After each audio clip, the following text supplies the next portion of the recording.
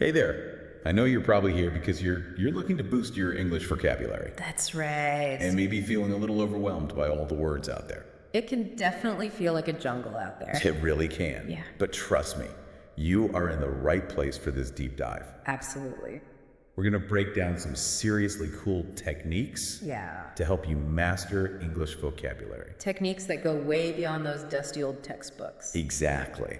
Have you ever tried picturing a word to help you remember it? You're talking about visualization. Yeah. It's a really powerful technique It is. that taps into your brain's natural love for images. I can see that. Instead of just memorizing a definition, Right. you create a vivid picture in your mind that captures the essence of the word. Exactly. Like instead of just trying to remember the definition of serene, Right.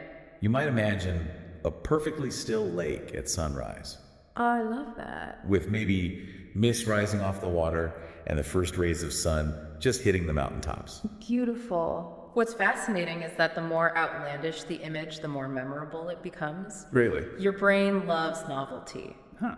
If you want to remember eagle, Oh. don't just picture any old eagle. Okay. Imagine it wearing a crown, Yeah. clutching a tiny flag in its talons, Uh-huh. maybe even sporting a monocle.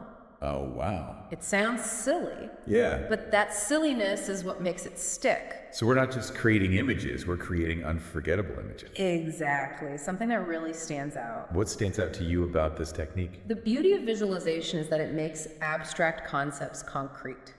I see. It's like turning a word into a mini movie in your mind. Oh. And the more senses you can engage in that mini movie, Like what? sight, sound, even smell, the more firmly that word will be etched in your memory. That's a really great point. It's not just about seeing the image, it's about experiencing it. Yes. With all your senses. Precisely. Now, you can take this visualization technique a step further by weaving your words into stories. Wait, tell me more about that. Well, think about it. Our brains are wired for narrative. Okay. We love stories. We do. So instead of just picturing an isolated image, try creating a little scene, Okay. a mini narrative around the word you're trying to learn. Okay, so for a word like mysterious, Yes, we could imagine a dense, foggy forest I like it. with a hidden treasure chest tucked away among the roots of an ancient tree. Exactly. And maybe you hear the rustling of leaves, feel a chill in the air, Ooh, spooky. sense that something is watching you from the shadows. Oh, I like it. The more details you add, the more vivid and memorable that story and the word associated with it will become. This is making me realize how much potential there is to get creative with vocabulary learning. Absolutely. It doesn't have to be boring drills and rote memorization. Right. It can be a playful exploration of language. Yeah. A chance to flex your imagination and discover those aha moments where words truly come alive. So we've got these awesome visual techniques. But what about those times when we need a quick and easy way to review vocabulary? Yeah. I'm thinking about good old-fashioned flashcards. Flashcards are a classic for a reason. Yeah. But we can definitely spice them up a bit. Okay. Instead of just writing the word and definition, try adding visual elements like drawings, color coding, or even funny sentences to make them more engaging. I like where you're going with this. So if I'm trying to remember a word like quixotic, Okay. I could draw a little doodle of Don Quixote tilting at windmills Yes. next to the definition. Exactly. And maybe add a little caption like, having wild, unrealistic dreams to really drive the meaning home. By combining visual cues with the word and its definition, you're giving your brain multiple ways to access the information, making it much more likely to stick. Speaking of making things stick, have you ever tried mnemonics? Ah, yes, mnemonics. They can be a bit cheesy sometimes. Yeah. But they can be incredibly effective if you use them, right? The key is to tap into your sense of humor and create something truly ridiculous that you can't help but remember. Okay, can you give me an example? Let's say I'm trying to learn the word precipitation. How about this? Puppies run every day in the snow in a tiny opaque nation. That's hilariously absurd. And of course, the first letter of each word spells out precipitation. Exactly. It's silly, it's memorable, and it creates a vivid image that helps you connect the mnemonic to the actual word. So we've got these fun and creative techniques, but I'm wondering what happens when we encounter new words out in the wild? That's where things get really interesting. It's not enough to just recognize a word. You have to actively use it. Oh, okay. Think of it like learning a new dance move. You can watch all the videos and memorize the steps, Right. but you won't truly master it until you get out on the dance floor and practice. So how do we dance with our new vocabulary? By using those words in context as often as possible. Okay. Start with simple sentences. Okay. Then gradually work your way up to more complex constructions. For example, let's say you've just learned the word oblivious. Oh. You could start with a basic sentence like, she was oblivious to the fact that her phone was ringing. And maybe ramp it up to something like, he was so engrossed in his book that he was completely oblivious to the breathtaking sunset painting the sky with vibrant hues. That's fantastic. You're weaving the word into different scenarios, strengthening your understanding of its nuances, Yeah. making it feel more and more like a natural part of your vocabulary. I'm starting to see how this goes beyond simple memorization. Absolutely. It's really about internalizing the meaning of a word, Yes. making it your own. Exactly. So it flows effortlessly from your thoughts into your speech and writing. Now let's talk about technology. Okay. The digital age has given us so many incredible tools to help us learn and master vocabulary. That's like having a whole library of language resources right in our pocket. Exactly. And one of the most effective digital tools for vocabulary acquisition is the concept of spaced repetition. Spaced repetition. Okay, I think I've heard that term before. Yeah. But can you refresh my memory on how it actually works? Of course, spaced repetition is a learning technique that leverages the way our brains naturally forget information over time, instead of cramming a bunch of words and then forgetting them just as quickly. Right. Spaced repetition systems strategically reintroduce those words at increasing intervals. It's like those well-timed reminders that pop up just when you're about to forget something important. Precisely. And each time you successfully recall a word, the interval gets longer, indicating that the memory is becoming more firmly embedded in your brain. What I find fascinating is that it feels like a personalized training program for your vocabulary. Yes. Tailored to our individual forgetting patterns. And the great thing is, there are tons of apps out there that use spaced repetition algorithms to make vocabulary learning super efficient and effective. Oh, I've got to hear about some of your favorites. I'm always on the lookout for new language learning apps. Two of my go-to apps for vocabulary building are Anki and Quizlet. They both use spaced repetition.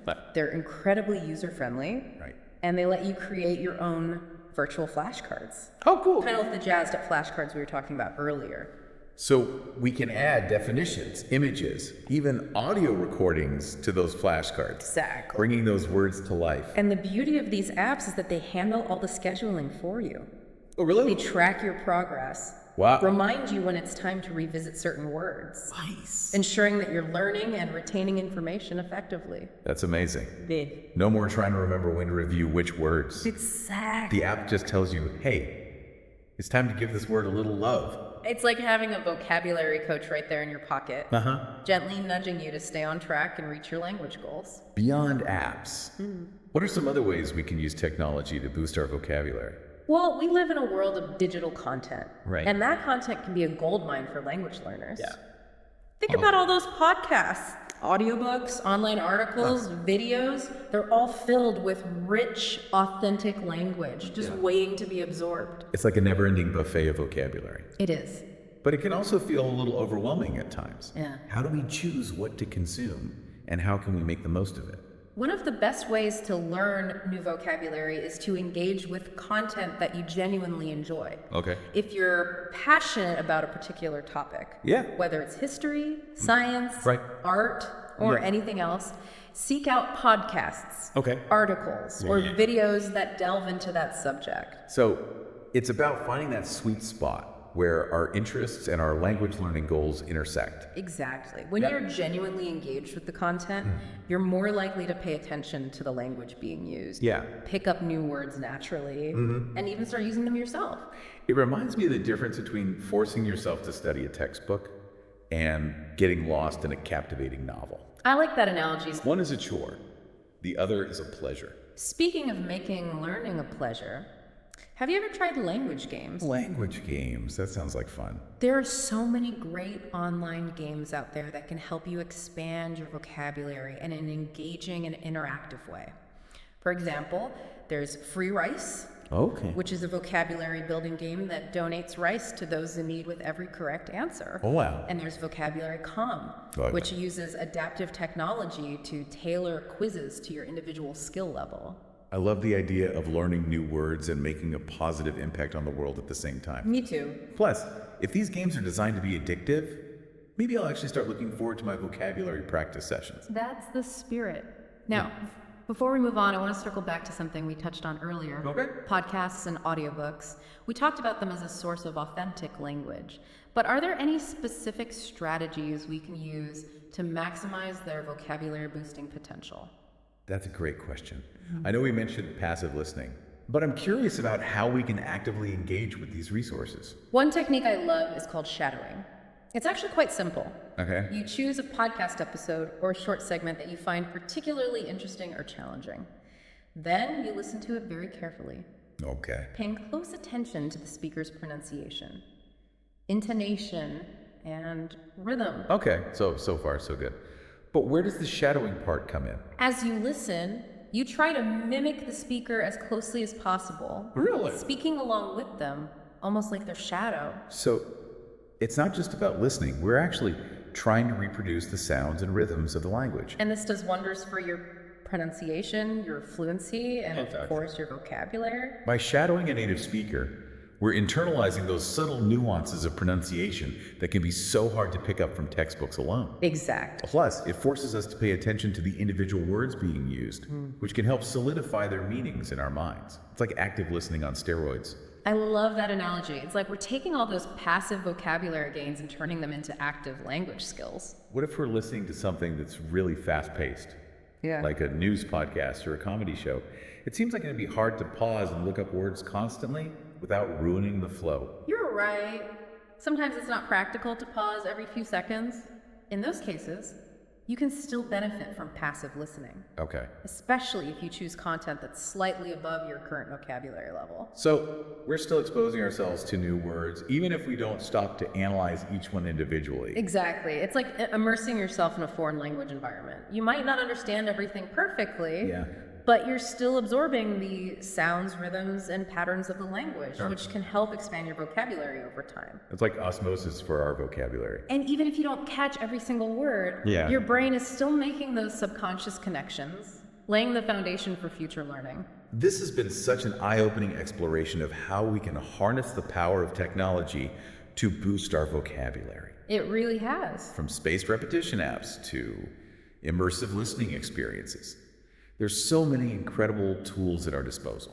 And the beauty of it is, you can tailor your approach to fit your individual learning style and preferences. Right. Whether you prefer structured practice or more organic exploration, there's a tech-powered solution out there for you. Awesome. But remember, sometimes the most effective learning happens offline.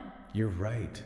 Sometimes disconnecting and going old school can be really beneficial. There's something special about curling up with a good book, Yeah. pen in hand, Yeah. ready to dive into a world of words. And there's no better feeling than underlining an unfamiliar word, Oh yeah. looking it up, and adding it to your personal vocabulary notebook. It's almost like a ritual.